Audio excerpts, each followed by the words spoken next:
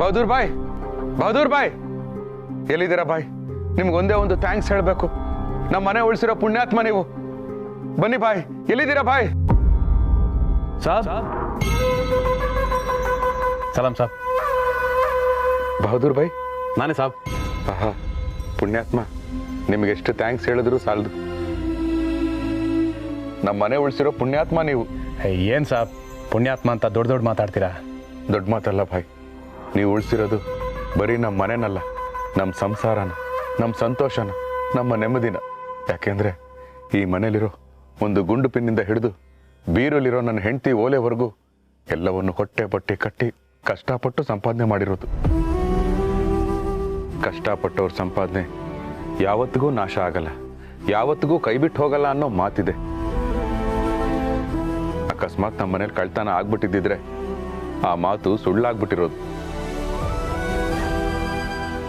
ನಮ್ಮ ಮನೆ ಉಳಿಸೋದ್ರ ಜೊತೆಗೆ ಆ ಮಾತನ್ನು ನೀವು ಉಳಿಸ್ಬಿಟ್ರಿ. ಕಷ್ಟಪಟ್ಟವ್ರ ಪಾಲಿಗೆ ದೇವರು ಯಾವುದೋ ಒಂದು ರೂಪದಲ್ಲಿ ಬಂದು ಸಹಾಯ ಮಾಡ್ತಾನೆ ಅಂತ ಹೇಳ್ತಾರೆ. ನೀವು ಅದನ್ನು ಪ್ರೂವ್ ಮಾಡಿಬಿಡ್ರಿ. ನೀವೇ ನಮ್ಮ ಪಾಲಿಗೆ ದೇವರು. Thank you so much. ಅಯ್ಯೋ ಸಾಬ್, ಇದರಲ್ಲಿ ನಂದೇನಿದೆ? ನೀವು ಹೇಳ್ದಾಗೆ ನಿಮ್ಮ ಒಳ್ಳೆತನನೇ ನಿಮ್ಮನ್ನು ಕಾಪಾಡಿದ್ದು. ಒಳ್ಳೇದು ಮಾಡಿದ್ರೆ ತಡ ಆದರೂ ಒಳ್ಳೇದೇ ಆಗುತ್ತೆ. ಆಹಾ, ಎಷ್ಟು ಚೆನ್ನಾಗಿ ಹೇಳಿದ್ರಿ. ನನ್ನ ಸ್ನೇಹಿತನು ಹೀಗೆ ಹೇಳ್ತಿರ್ತಾನೆ. ಅವನದು ನಿಮ್ಮ ಹಾಗೆ ಮಾತು, ಆದರೆ ನೋಡೋಕ್ಕೆ ನಿಮ್ಮ ಹಾಗಿಲ್ಲ. ನಿಮ್ಮನ್ನು ಯಾವತ್ತೂ ನಾನು ಈ ಏರಿಯಾದಲ್ಲಿ ನೋಡಿರ್ಲಿಲ್ವಲ್ಲ. ಈ ಏರಿಯಾಗೆ ಬಂದಿರೋ ಹೊಸ ಗೂರ್ಖಾನ ನೀವು? ಸಾಬ್, ನಾನು ಯಾವಾಗ ಬಂದೆ ಅನ್ನೋದು ನನಗೂ ಗೊತ್ತಿಲ್ಲ ಸಾಬ್. ಆದರೆ ಯಾರ್ಯಾರು ನನ್ನನ್ನು ಯಾವಾಗ ನೋಡ್ತಾರೋ ಅಲ್ಲಿಂದನೇ ಲೆಕ್ಕ ಇಟ್ಕೋತಾರೆ. ಏನಿದು, ಇವ್ರ ಮಾತೇ ವಿಚಿತ್ರವಾಗಿದೆಯಲ್ಲ. ಈ ಥರ ಮಾತನ್ನ ನಾನು ಕೇಳಿದ್ದೀನಲ್ಲ. ಬಾಯ್, ನೀವು ನಿಜವಾಗ್ಲೂ ಯಾರು? ನೀವು ಗೂರ್ಖಾನ ಅಥವಾ? ನಾನು ಗೂರ್ಖಾನೆ, ಆದರೆ ಈ ಏರಿಯಾ ಮಾತ್ರ ಅಲ್ಲ, ಇಡೀ ಸೃಷ್ಟಿಯನ್ನು ಕಾಯ ಗೂರ್ಖ.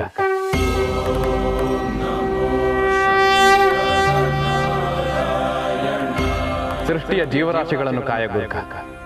ಜೀವರಾಶಿಗಳ ಮನೆಗಳನ್ನು ಅವರವರ ಕರ್ಮಫಲದ ಆಧಾರದ ಮೇಲೆ ಕಾಯೋ ಜಗತ್ತಿನ ಏಕೈಕ ಗೂರ್ಖ.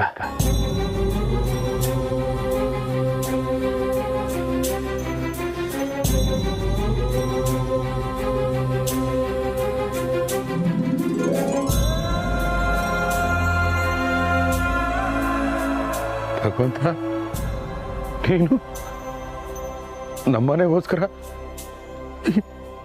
ಈ ಅವತಾರದಲ್ಲಿ ಬಂದಿದೀಯಾ?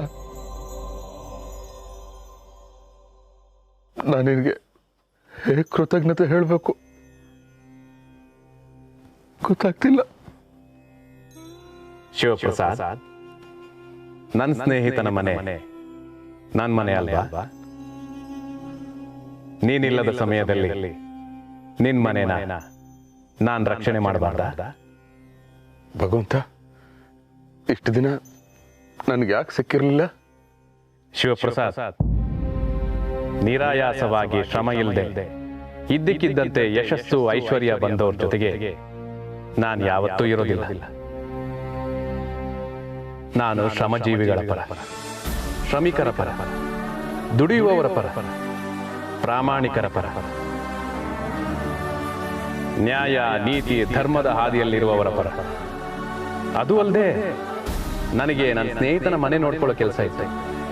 ಹಾಗಿರುವಾಗ ನಿನ್ನನ್ನು ಹೇಗೆ ಭೇಟಿ ಮಾಡಲಿ? ನನಗೆ ಮಾತೇ ಬರ್ತಾ ಇಲ್ಲ ಭಗವಂತ, ಮಾತೇ ಬರ್ತಿಲ್ಲ.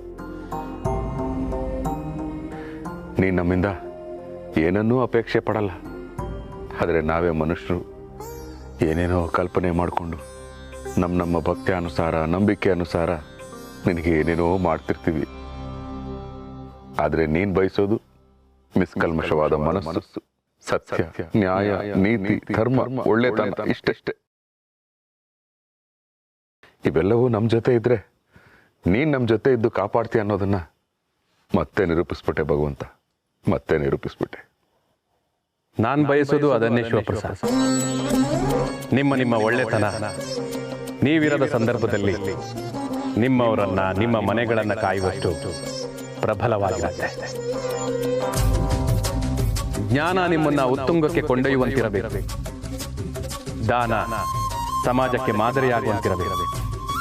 ಹರಕೆ ಇನ್ನೊಬ್ಬರಿಗೆ ಒಳಿತಾಗುವಂತಿರಬೇಕು. ಬಯಕೆ ಅರ್ಹತೆಗೆ ಅನುಗುಣವಾಗಿರಬೇಕು. ಶಿವಪ್ರಸಾದ್, ಈ ಬಯಕೆ, ಕೋರಿಕೆ, ಆಸೆ, ಆಕರ್ಷಣೆ, ಅತಿ ವೇಗವಾಗಿ ಬಯಸುವ ಯಶಸ್ಸು, ಇದೆಲ್ಲವನ್ನು ಬದಿಗಿಟ್ಟು ಶ್ರಮಪಟ್ಟು ದುಡಿದರೆ ನಿಮ್ಮ ಸಮಸ್ಯೆ ಹಾಗೂ ನಿಮ್ಮ ನಡುವೆ ರಕ್ಷಕನಾಗಿ ನಾನಿದ್ದೆ. ಹೀಗೆ ಆಡಿಸೋನು ಅವನೇ, ಬೀಳಿಸೋನು ಅವನೇ, ಚಾಟಿ ಹಿಡಿದ ಕೈಗೆ ಜಗವೇ ಬುಗುರಿತಾನೆ.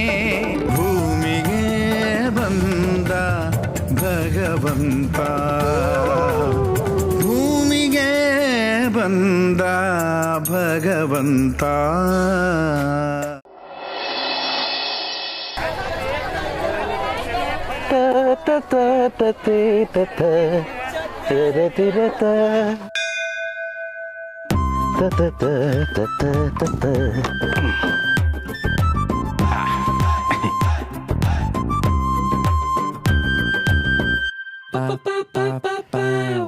ಹನುಮಂತ, ನಿನಗೊಂದು ವಿಷಯ ಗೊತ್ತಾ?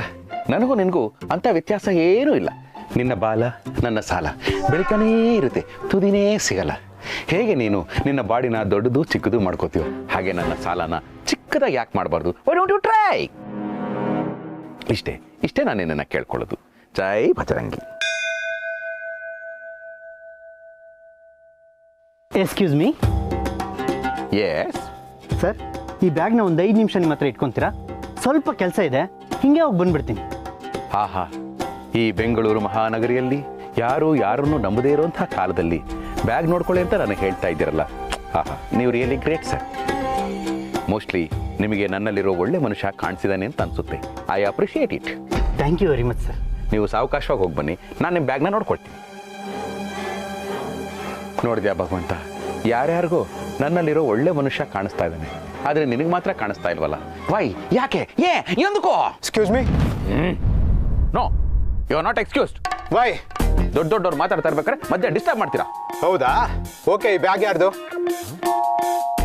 ಇವನು ಯಾರೋ ಫಾರ್ಮಲ್ಸ್ ಹಾಕೊಂಡಿರೋ ಇನ್ಫಾರ್ಮಲ್ ಕಳ್ಳ ಇದ್ದಂಗೆ. ಇವನ ಹತ್ರ ಬ್ಯಾಗು ಬೇರೆಯವ್ರದ್ದು ಅಂತ ಹೇಳ್ಬಾರ್ದು. ನಂದೇ ಅಂತ ಹೇಳ್ಬಿಡ್ತೀನಿ. ನಂದೇ. ಇನ್ನೊಂದ್ಸಲ ಕೇಳ್ತೀನಿ, ಕರೆಕ್ಟ್ ಆಗಿ ಹೇಳಿ, ಯಾರ್ದಿದು ಬ್ಯಾಗು?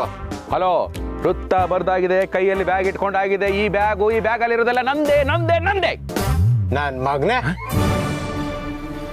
ಕಳ್ರ ಗುಂಪಿನ ನಾಯಕ ಇದ್ದಂಗಿದ್ಯಾ? ಆ ಕಳ್ಳನ್ ಮಗ ಕದ್ಕೊಂಬಂದು ಕೊಟ್ಟಿರೋ ನನ್ ಬ್ಯಾಗ್ನ ನಿನ್ ಬ್ಯಾಗು ಅಂತ ಹೇಳ್ತೀಯಾ? Don't use bad words. ನನ್ನ ಬಗ್ಗೆ ನಿನಗೇನು ಗೊತ್ತಿಲ್ಲ. ನಾನು ಎತ್ತಿದ್ರೆ ಗದೆ, ಇಳಿಸಿದ್ರೆ ಒದೆ. ಚೆನ್ನಾಗಿದೆ ಪ್ರಾಸ. ಈಗ ತಗೋ ನನ್ ಗೂಸ. ನಿಧಾನ ನಿಧಾನ. ಇಲ್ಲಿ ನಿಧಾನ ಅನ್ನೋ ಬದಲು ಅಲ್ಲಿ ನಿಧಾನ ಅಂದಿದ್ರೆ ಅವ್ನು ನಿಧಾನವಾಗಿ ಹೊಡಿತಿದ್ನಲ್ಲೋ. ಮುತ್ತಿನಂತ ಮಾತು ಹೇಳಿದ್ರಿ ಮಾವ. ಹೊಡೆಯೋದೇ ತಪ್ಪು, ಅದ್ರಲ್ಲಿ ನಿಧಾನವಾಗಿ ಹೊಡೆಯೋದು ಬೇರೆ, ಜೋರಾಗಿ ಹೊಡೆಯೋದು ಬೇರೆ ಅಂತೆ. ಇದ್ರಲ್ಲಿ ಮುತ್ತಿನಂತ ಮಾತು ಬೇರೆ ಅಂತ ಹೇಳ್ತಾ ಇದೀಯಾ? ಸುಮ್ಮನೆ ಆಯ್ತು ರೀ. ನಿಧಾನ ನಿಧಾನ. ಇನ್ನೆಲ್ಲ ಕೋಪನ ಒಟ್ಟಿಗೆ ತೀರ್ಸ್ಕೊತಾ ಇದೆ ಇವಾಗ್ಲೇ. ಅನ್ರಿ ಅನ್ನಿ, ನನಗಲ್ದೆ ಇನ್ಯಾರಿಗಂತೀರಾ? ಮೂರತ್ತು ಗಂಡ ಮನೆ ಮಕ್ಕಳು ಅಂತ ದಿನಕ್ಕೊಂದೊಂದು ವ್ರತ ಮಾಡ್ಕೊಂಡು ನಾನು ಅರ್ಧ ಜೀವನನ ದೇವ್ರ ಮನೇಲೇ ಕಳೀತಾ ಇದ್ದೀನಲ್ಲ. ಅನ್ಸ್ಕೋಬೇಕಾದ್ದೆ, ನಾನು ಅನ್ಸ್ಕೋಬೇಕಾದ್ದೆ. ನೀವು ಯಾವನ ಹತ್ರನೋ ಒದೆ ತಿನ್ಕೊಂಡ್ಬಂದು ಔಷಧಿ ಹಾಕ್ಸ್ಕೊತಾ ಇದ್ದೀರಲ್ಲ, ಆ ವಿಠಲ್ ಅವ್ರನ್ನ ನೋಡ್ರಿ. ನೋಡ್ರಿ, ಅವರು 180 ಜನರಿಗೆ ಹೊಡೆದಿದಾರಂತೆ. 180 ಜನಕ್ಕೆ ಹೊಡೆಯೋದು ಅಂದ್ರೆ ಏನ್ ತಮಾಷೆನೇನೆ? ಅವನೇನ್ ಮನುಷ್ಯನ ಇಲ್ಲ ಕುಂಫು ಪಾಂಡಾನ? ಅಯ್ಯೋ, ನಿಜವಾಗ್ಲೂ ರೀ, ನಿಜವಾಗ್ಲೂ ಹೊಡೆದಿದಾರಂತೆ. ನನಗೆ ಅವ್ರ ಹೆಂಡತಿನೇ ಹೇಳಿದ್ರು, ಅದು ಬೆಳಗಿನ ಜಾವದ ಕನ್ಸಲ್ಲಿ ಹೊಡೆದಿರೋದು. ನಿಜ ಆಗೇ ಆಗತ್ತೆ. ಲೇ ಗಿರಿ, ಅವನು ಯಾವನೋ ಕನ್ಸಲ್ಲಿ ಹೊಡೆದಿದ್ದಕ್ಕೆ ನಿನ್ನ ಅನ್ಸಲ್ ನನಗೆ ಯಾಕೆ ಟಾರ್ಚರ್ ಕೊಡ್ತಾ ಇದ್ಯಾ? ನನ್ನ ಮಗನಾಗಿ ಹುಟ್ಟಿ ಒದೆ ತಿಂದು ಬಂದಂತೆ ಹೇಳೋದಕ್ಕೆ ನಾಚಿಕೆ ಆಗೋದಿಲ್ಲ ನಿನಗೆ? ಅಲ್ಲ, ನಮ್ಮ ವಂಶದಲ್ಲಿ ಯಾವತ್ತು ಕೊಟ್ಟಭ್ಯಾಸನೇ ಹೊರತು ತಗೊಂಡು ರೂಢಿ ಇಲ್ಲ. ಒಳ್ಳೆ ಆರೆ ಹೊಟ್ಟೆಲಿ ಮೂಲಂಗಿ ಹುಟ್ಟದಾಗ ಕೊಟ್ಟಿದ್ಯಲ್ಲೋ. ಹೌದು, ಅದು ಮೂಲಂಗಿ ಅಲ್ಲ, ಸೂಲಂಗಿ. ಅದೇ ನೀನು. ಬೌ, ಸುಮ್ನೆ ಭಯಬೇಡಪ್ಪ, ಇದರಲ್ಲಿ ನನ್ನ ತಪ್ಪೇನೂ ಇಲ್ಲ. ಬೇಸಿಕಲಿ ಮನುಷ್ಯನಿಗೆ ಹೊಡೆಯೋದು ತಪ್ಪು. I believe in this philosophy. ಅದಕ್ಕೆ ಒಡ್ಸ್ಕೊಂಬಂದೆ, ಇಲ್ಲಾಂದ್ರೆ ಹೊಡೆದ್ಬಿಟ್ಟು ಬರ್ತಾ ಇದ್ದೆ. ನನ್ ಮೇಲೆ ದೌರ್ಜನ್ಯ ಆಗಿದೆ, ದಯವಿಟ್ಟು ಅದನ್ನ ಅರ್ಥ ಮಾಡ್ಕೊ. ಸುಮ್ಮನೆ ಬೈತಾ ಇರ್ತಾರೆ. ಅಯ್ಯೋ ಮ್ಯಾನೇಜರ್ ಬೇರೆ ಕಾಲ್ ಮಾಡ್ತಾ ಇದ್ದಾನೆ. ಸರ್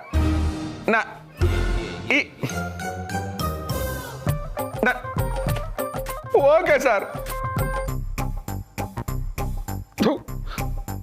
ಒಂದೇ ಒಂದು ವರ್ಡ್ ಕಂಪ್ಲೀಟ್ ಮಾಡೋಕ್ಕೂ ಬಿಡ್ಲಿಲ್ಲ. ನಾನ್ ಸ್ಟಾಪ್ ಆಗಿ ಬೈತಾನೆ ಇದ್ದಾನೆ, ಯಾಕೆ ಆಫೀಸಿಗೆ ಲೇಟು ಅಂತ. ಮಾಡ್ತಾ ಇರೋ ತಪ್ಪಿಗೆಲ್ಲ ಅನ್ಭವಿಸ್ತಾ ಇದ್ದೀನಿ. ಇನ್ನೊಂದ್ಸರಿ ಫೋನ್ ಮಾಡಿ ಬಯಕ್ ಮುಂಚೆ ಹೊಡ್ತೀನಿ ನಾನು. ರೀ ಔಷಧಿ ನೀನೇ ಹಚ್ಕೋ. ನಾನು ಹಚ್ಕೊಳ್ಳಿ. ಹುಷಾರು. ಅಯ್ಯೋ ದೇವ್ರೆ ಏನಾಗಿದೆ ಇವ್ರಿಗೆ? ಯಾಕೆ ಇಷ್ಟೊಂದು ತೊಂದರೆ ಆಗ್ತಿದೆ?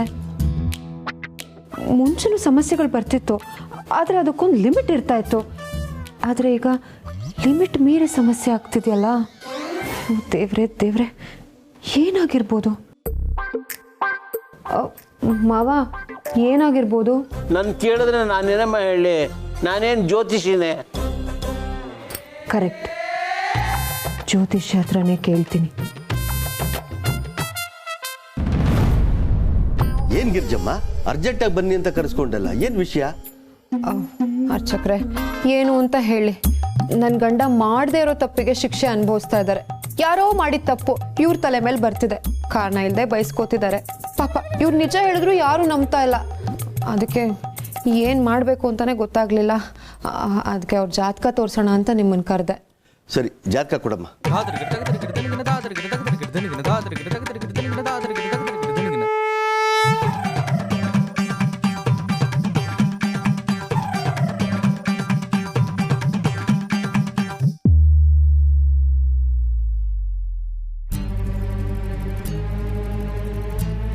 ಅಯ್ಯಯ್ಯೋ, ಶಿವ ಹನುಮಂತ, ಏನಪ್ಪ ಚೇ ಎಂತ ಕೆಲಸ ಆಗೋಯ್ತು ನಮ್ಮ ಶಿವಪ್ಪನಿಗೆ? ಅಯ್ಯೋ, ನಮ್ಮ ಶಿವಗೆ ಇಂಥ ಗತಿ ಬಂದ್ಬಿಡ್ತಲ್ಲ ಭಗವಂತ. ಅನ್ಯಾಯ ಛೇ. ಅಯ್ಯೋ ಅರ್ಚಕ್ರೆ, ಟೆನ್ಷನ್ ಕೊಡಬೇಡಿ. ನಿಮ್ಮ ದಮ್ಮಯ್ಯ ಅಂತೀನಿ, ಅದೇನು ಅಂತ ಹೇಳಿ. ಏನು ಅಂತ ಹೇಳಲಿ ಗಿರ್ಜಮ್ಮ? ನಿನ್ನ ಗಂಡನಿಗೆ ನೆನ್ನೆಯಿಂದಾನೇ ಸಾಡೆ ಸಾಕು ಶುರುವಾಗ್ಬಿಟ್ಟಿದೆ.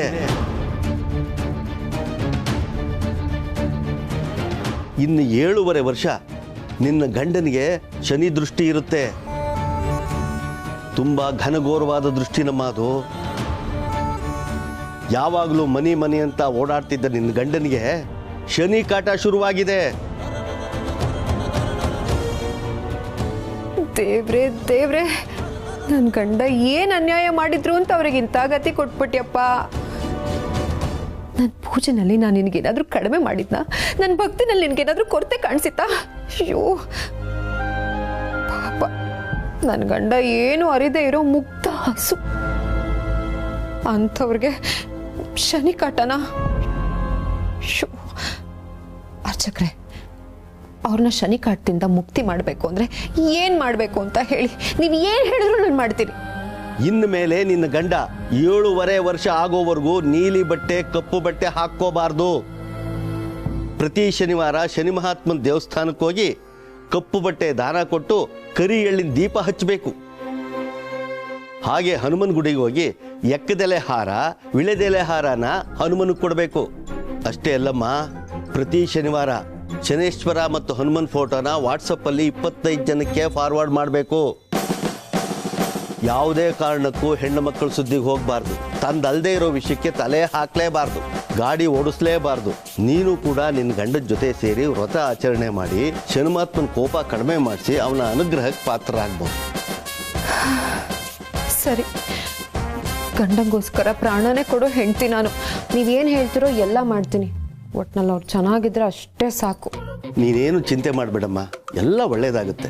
ಆದಷ್ಟು ಬೇಗ ಶನಿ ಮಹಾತ್ಮನ ಕತೆ ಓದಿಸು. ಸರಿ ಸರಿ ಪುರೋಹಿತ್ರೆ.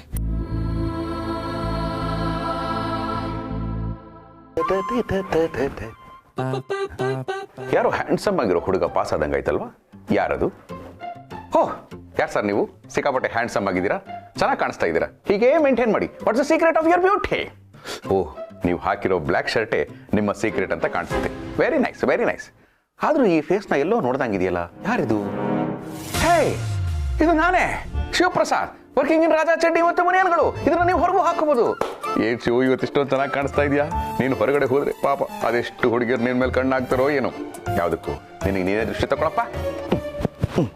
ಆಫೀಸಿಗೆ ಟೈಮ್ ಆಗುತ್ತೆ. ಓ, ವಾಚೆ ಹಾಕೊಂಡಿಲ್ಲ. ಗಿರಿ, ಆಫೀಸಿಗೆ ಟೈಮ್ ಆಯ್ತು, ಲಂಚ್ ಬಾಕ್ಸ್ ರೆಡಿ ಮಾಡು. ಹಾ ರೀ, ಬಂದೆ. ದೇವಸ್ಥಾನಕ್ಕೆ ಹೋಗಿದ್ದೆ, ಸತ್ಯನಾರಾಯಣ ಪೂಜೆ ಮಾಡ್ಸೋಣ ಅಂತ. ನೀವ್ ಕೇಳ್ಬೋದು, ಸತ್ಯನಾರಾಯಣ ಪೂಜೆಗೆ ತುಂಬಾ ದುಡ್ಡಾಗತ್ತಲ್ವಾ ಅಂತ. ಆದ್ರೆ ಇದು ಸಾಮೂಹಿಕ ಸತ್ಯನಾರಾಯಣ ಪೂಜೆ. ವಾರಕ್ಕೆ 201 ರೂಪಾಯಿ ಕಟ್ಟಿದ್ರೆ ಆಯ್ತು, ನಿಮ್ ಹೆಸರಲ್ಲಿ ಪೂಜೆ ಆಗತ್ತೆ. ಹೇಗೋ ಒಟ್ನಲ್ಲಿ ಆ ಶನಿ ಮಹಾತ್ಮನ ದೃಷ್ಟಿ ನಿಮ್ ಮೇಲೆ ಕಡಿಮೆ ಬಿದ್ದಷ್ಟು ಒಳ್ಳೇದು.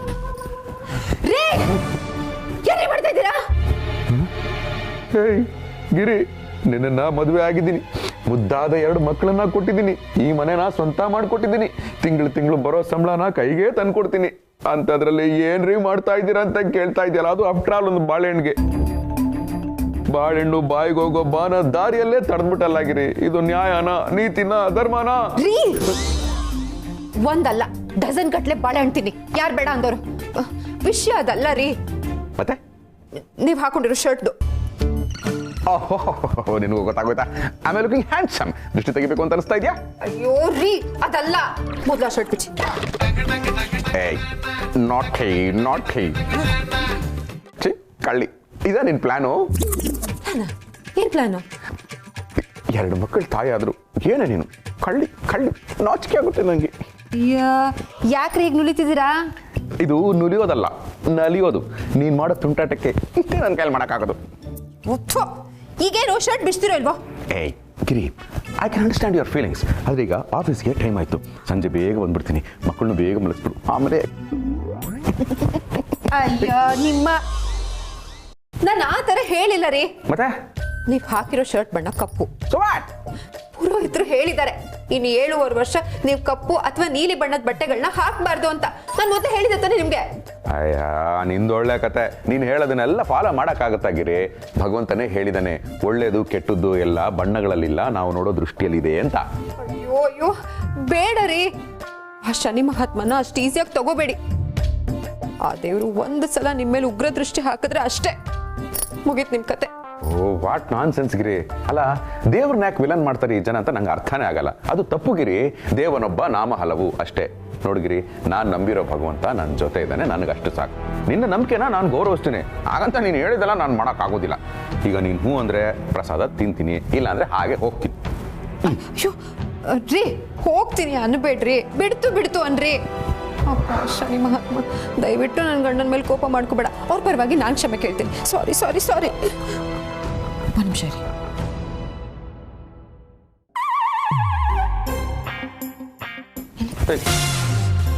ಆಹಾ, ಕಪ್ಪು ಶರ್ಟ್ ಹಾಕೋಬಾರ್ದಂತೆ, ಕಪ್ಪು ಬೊಟ್ಟು ಇಟ್ಕೋಬಹುದಾ? ರೀ, ಲಾಜಿಕ್ ಮಾತಾಡ್ಬೇಡ್ರಿ, ಇದು ಶನಿ ಮಹಾತ್ಮನ ಪ್ರಸಾದ. ನಾನು ಶಿವಪ್ರಸಾದ, ಹೊಡಿಲಿ. ರೀ ಯಾಕೆ ಹೀಗೆ ಹಠ ಮಾಡ್ತಿದ್ದಾರೆ ಇವರು? ಪುರೋಹಿತರು ಹೇಳಿದ್ರು, 7:30 ನಡೆಯುವಾಗ ಯಾರ ಮಾತು ಕಿವಿಗೆ ಬೀಳಲ್ಲ ಅಂತ. ಆ ಮಾತು ನಿಜಾನೇ ಆಗ್ತಾ ಇದೆ. ಸ್ವಾಮಿ ಕಾಪಾಡಪ್ಪ. ನಾನ್ಸೆನ್ಸ್. ಜನ ಕಪ್ಪು ಅಂದ್ರೆ ಯಾಕೆ ಹಿಂಗಾಡ್ತಾರೆ? ಅಲ್ಲ, ಮಳೆ ಸುರಿಸೋ ಮೋಡ ಕಪ್ಪು, ಓಡಾಡೋ ರೋಡ್ ಕಪ್ಪು, ಅದ್ರ ಮೇಲೆ ಉರುಳಾಡೋ ಟೈರ್ ಕಪ್ಪು, ತಲೆ ಕೂದಲು ಕಪ್ಪು, ಕಣ್ಣು ಗುಡ್ಡೆ ಕಪ್ಪು. ಅಷ್ಟೇ ಯಾಕೆ, ಮೊಬೈಲ್ ಆಫ್ ಮಾಡಿದ್ರೆ ಮೊಬೈಲ್ ಕಪ್ಪು, ಟಿವಿ ಆಫ್ ಮಾಡಿದ್ರೆ ಟಿವಿ ಸ್ಕ್ರೀನ್ ಕೂಡ ಕಪ್ಪು. ಕಪ್ಪು ಶರ್ಟ್ ಹಾಕೊಂಡ್ರೆ ಮಾತ್ರ ಯಾಕೆ ಈ ಜನ ಕೆಪ್ಪಂಗ್ ಆಡ್ತಾರೆ? ಆದ್ರೆ ನಾನು ಇವ್ರ ಮಾತಿಗೆಲ್ಲ ಬೆಲೆನೇ ಕೊಡೋದಿಲ್ಲ. Because I am a black boy. Key ಎಲ್ಲಿಟ್ಬಿಟ್ಟೆ? Oh my god, where is my key? Monkey here key. Oh daddy, ನೀವು ಕೊಟ್ರೆ ನಾನು ಬಿಡ್ತೀನಿ ಗಾಡಿ. ದಯವಿಟ್ಟು ಗಾಡಿ ಬೇಡಿ, ಸುಮ್ಮನೆ ನಡಿ. ಆಫೀಸ್ಗೆ ನಾನು ನಡ್ಕೊಂಡು ಹೋಗ್ಬೇಕಾ? How is possible? ಪಾಸಿಬಲ್. ದೇವ್ರು ಕಾಲ್ ಕೊಟ್ಟಿಲ್ವಾ? ಸುಮ್ಮನೆ ನಡಿ. ಅಯ್ಯೋ ಡ್ಯಾಡಿ, ಯಾಕೆ ಈ ಶೋಷಣೆ? ಯಾಕೆಂದ್ರೆ ಅರ್ಚಕರು ಹೇಳಿದ್ರೆ ನಿನಗೆ 7.5 ವರ್ಷ ಶನಿ ಕಾಟ ಅಂತ. ಅದಕ್ಕೆ ನೀನು ನಡ್ಕೊಂಡು ಸೀದಾ ಬಸ್ ಸ್ಟಾಪ್ಗೆ ಹೋಗು. ಬಸ್ ಹತ್ತು, ಆಫೀಸ್ ಹತ್ರ ಹೇಳಿ ಕೆಲಸ ಮುಗಿಸ್ಕೊ, ತಿರ್ಗ ಬಸ್ ಹತ್ತು, ತಿರ್ಗ ಬಸ್ಸಲ್ಲಿ ಬಾ, ಅಲ್ಲಿಂದ ಸುಮ್ಮನೆ ನಡ್ಕೊಂಡು ಬಾ. ಆಮೇಲೆ ಬೇರೆಯವ್ರ ತಂಟೆಗೆ ಹೋಗಬೇಡ, ಅದರಲ್ಲೂ ಹೆಣ್ಣಿನ ವಿಷಯಕ್ಕೆ ತಲೆ ಹಾಕಲೇಬೇಡ.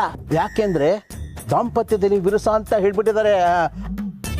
ಅಂಡರ್ಸ್ಟ್ಯಾಂಡ್? Get out.